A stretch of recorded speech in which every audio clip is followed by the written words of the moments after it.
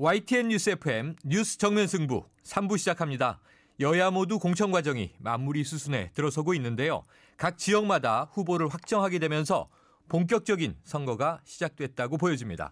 뉴스 정면 승부 4.13 총선 빅매치. 오늘은 경기 시흥갑으로 가보겠습니다. 경기 시흥갑은요, 지난 18, 19대 총선에서 개표가 끝날 때까지 손에 땀을 쥐게 하는 초박빙 승부가 벌어졌던 곳인데요. 한 번씩 승리를 나눠 가진 함진규 새누리당 후보와 백원우 더불어민주당 후보가 다시 한번 출사표를 던졌습니다. 두 후보 차례로 만나보겠습니다. 여러분 의견은요, 문자 샵 0945로 보내주시고요. 짧은 문자 50원, 긴 문자 100원에 정보 이용료가 있습니다. 먼저 경기 시흥갑의 새누리당 후보 함진규 의원과 함께하겠습니다. 함 의원님 안녕하십니까? 예, 안녕하세요. 네, 후보 등록은 마치셨어요? 예, 어제 마쳤습니다. 아, 네. 그렇다면 출마의 변 먼저 듣겠습니다. 예, 저는 지난 4년간 19대 국회에서 일하면서 수고하시고 고생하시는 시민 여러분에게 용기와 희망을 드리기 위해서 온 노력을 다했습니다. 그 결과 3천억이 넘는 국토비 예산을 확보할 수 있었고, 지난 4년간 총 116건의 법안을 대표 발의했고, 지난 4년간 시민단체를 비롯해서 언론, 정부, 국회에서 모두 인정하는 제19대 국회 4개년 종합평가 결과 종합헌정 대상을 수상하는 등 우수국회의원 29관왕을 수상을 했고요. 네. 시흥의 자존심을 지켰다고 생각을 합니다. 네, 자 시흥이요, 이 야성이 강한 지역으로 꼽히는데요. 19대에서 의원님의 당선으로 큰 화제를 모으지 않았습니까? 예, 기억나세요? 예, 기억납니다. 그때 어떠셨어요? 20년 만에 제가 처음이 당선이 됐는데요. 네. 저를 당선시켜준 이유는 특별한 이유가 있었을 것입니다. 시민들께서. 네. 저희 시흥시는 막 성장하는 도시입니다. 네. 그렇기 때문에 중앙정치도 굉장히 중요하지만, 식속 있게 우리 시흥을 낙후된 시흥을 좀 발전시켜달라는 그런 의미가 담겨져 있는 게 아닌가, 그런 생각을 해서, 네. 저는 구호만 남발하는 정치인, 이미지만 관리하는 그런 정치인보다는 우리 시흥시의 현재를 바라보고 발전의 초석을 다질 수 있고 어느 때보다도 중앙정부의 도움이 절실합니다. 그래서 국토비를 3천억이 넘는 국토비를 확보할 수 있었고, 중앙정부를 끊임없이 설득을 해서 SOC 펼쳐져 있는 사업들을 지금 착착 진행 중에 있습니다. 그래서 힘 있는 집권여당 후보가 필요하고 또 역할을 인정받은 게 아닌가. 네. 그래서 앞으로도 이러는 사람을 많이 좀 선택하지 않을까, 이렇게 생각을 하고 있습니다. 네, 이게 정말 빅매치라고 부를 만한 것이요. 18대, 19대에 이어서 이 백원우 후보와 다시 선거를 치르시는 거잖아요. 예. 조금 민감하지만 상대 후보에 대해서 어떻게 평가하십니까? 출마에 나서는 사람들은 다 자기 지역 발전론을 얘기하고 하지만 중요한 거는 제가 등원을 해보니까 상대 모두 훌륭한 면이 있습니다만 제 재임 기간 중에 속기록이나 여러 것들을 이렇게 보면 시흥시 현안 문제에 대해서 많은 언급을 하고 노력을 좀 했어야 되는데 그런 거를 거의 찾아볼 수 없을 정도로 손에 꼽을 정도입니다. 그래서 시를 대표해서 국회에 갔다면 우리 시흥 시민을 위한 의정 활동을 적극적으로 펼쳐야 하는데 그런 점이 좀 부족했지 않았나, 이런 생각을 갖고, 저는 하여튼 혼심의 힘을 다해서 시흥 시민의 권익을 대변하고, 우리 시흥시가 한참 성장하는 그런 도시이기 때문에 시 발전에 아마 초석을 좀 다지는 것이 굉장히 중요하지 않나. 그래서 누가 진정한 시흥의 일꾼인지 아마 유권자께서 잘 판단하시리라. 지난 4년간 한 거를 보고 판단을 하시리라고 믿습니다. 네, 각각 한 번씩의 이 지역 발전에 대해서 평가를 하겠군요. 자, 시흥 지역의 현재 최대 이슈를 보니까요. 이 서울대 시흥 캠퍼스의 100호 신도시 유치 문제가 아닐까 싶습니다. 어떻게 진행될 것으로 보세요? 저도 서울대가 오는 거는 적극 찬성을 합니다. 다만 이 서울대 오는 거에 대해서 반대할 시민은 많지 않습니다.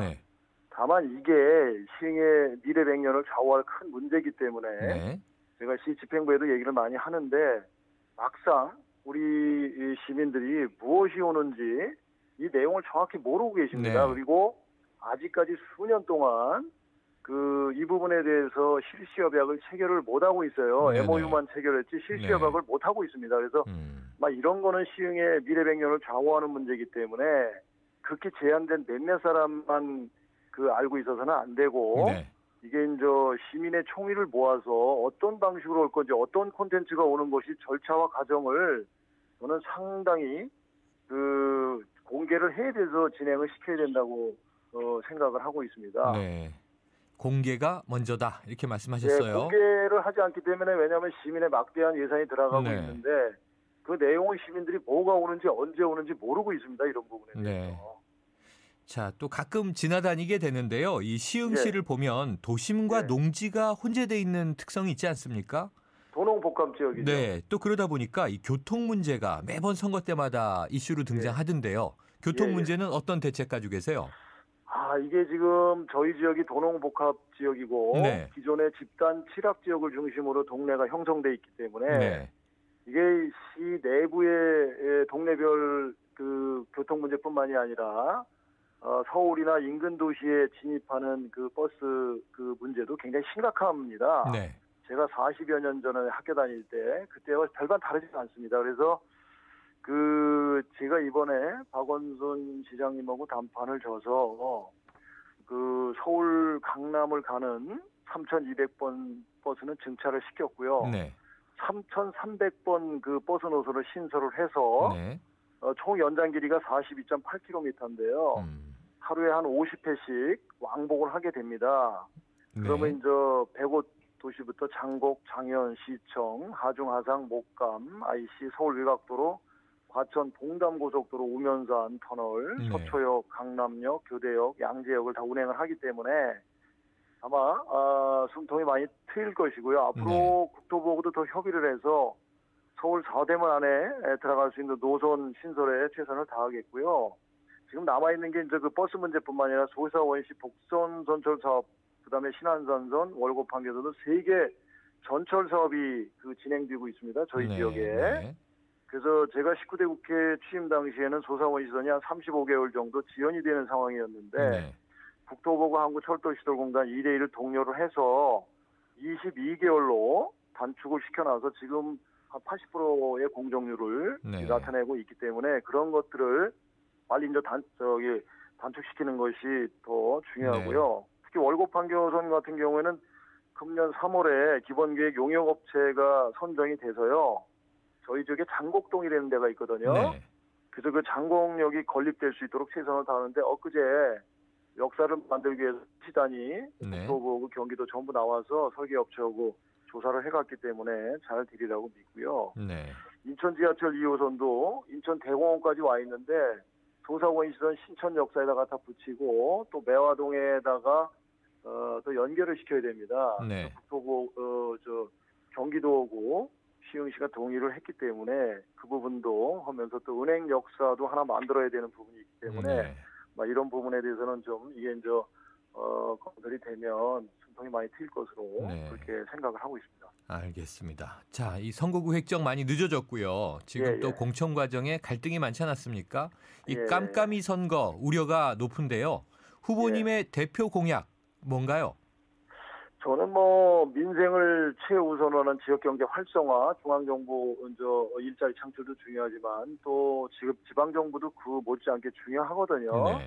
그래서 일자리가 최고의 복지라고 저는 생각을 하기 때문에 제가 이번에 내건 공약도 세세하게 우선 일자리 창출과 연계된 공약을 많이 내걸었습니다. 그래서 아까 말씀드린 전철 사업에 소사원시 복선 전철 사업, 신안산선, 월곡 판교선, 인천 지하철 2호선 이거 연장하는 문제 굉장히 중요하기 때문에 아침에 새벽 운동을 해보면 덤프트럭이나 이런 운전하시는 분들 있죠.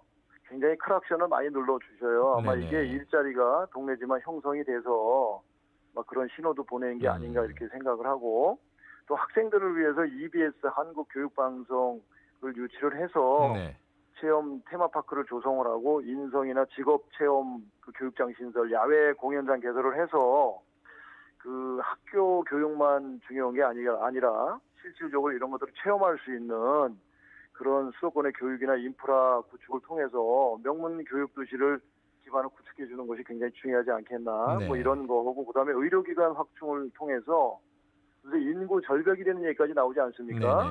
그래서 국공립 산후조리원을 유치를 해서 저출산 대책이라든가 그다음에 산모의 가정의 그 경제적 부담 완화 뭐 이런 것들을 네. 해서 출산율을 제고할 수 있는 방법을 만들어야 되고요. 네.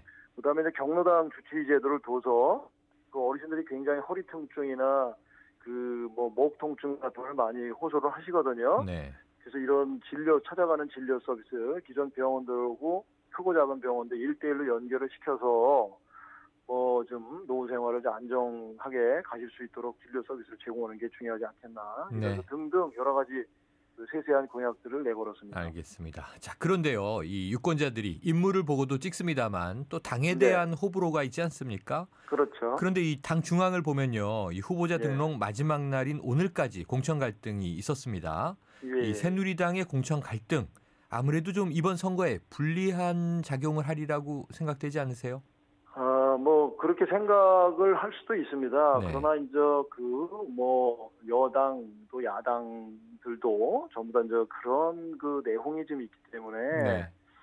아마 이제 더 좋은 후보 확정 그리고 더 나은 미래를 위한 진통이 아닌가 이렇게 생각을 하고 네. 막 그런 것도 소통을 통해서 이렇게 잘 좀 해결이 됐으면 좋겠고요. 저희가 진짜 박빙 지역에서는 그런 부분을 우려를 하지 않을 수는 없죠. 네. 그렇지만 어쨌든 요새 유권자분들께서는 그런 면도 중요하겠지만 네. 과연 지역을 위해서 누가 사심없이 일할 수 있냐, 과거 4년간 어떤 일을 해왔냐 이 사람이 이런 걸 그 일꾼론을 갖고 많이 선택을 하시기 때문에 네.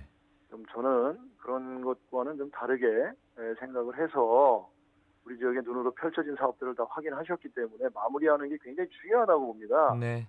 제가 지난 4년간 해보니까 중앙정부를 설득하는 문제가 굉장히 크다고 저는 생각을 하고 있습니다. 네. 그러면은 마지막으로 짧게요. 이 수도권 네. 야권 연대에 대한 걱정은 없으세요? 후보 등록을 하고 야권 단일화를 한다는 것은 그 유권자에 대한 일종의 어떤 모독이기 때문에 아마 그런 등록을 하신 분들은 끝까지 완주할 것이라고 저는 생각을 하고 있습니다. 알겠습니다. 자, 후보님 오늘 말씀 감사합니다. 예, 감사합니다. 지금까지 경기 시흥갑의 새누리당 후보 함진규 의원이었습니다.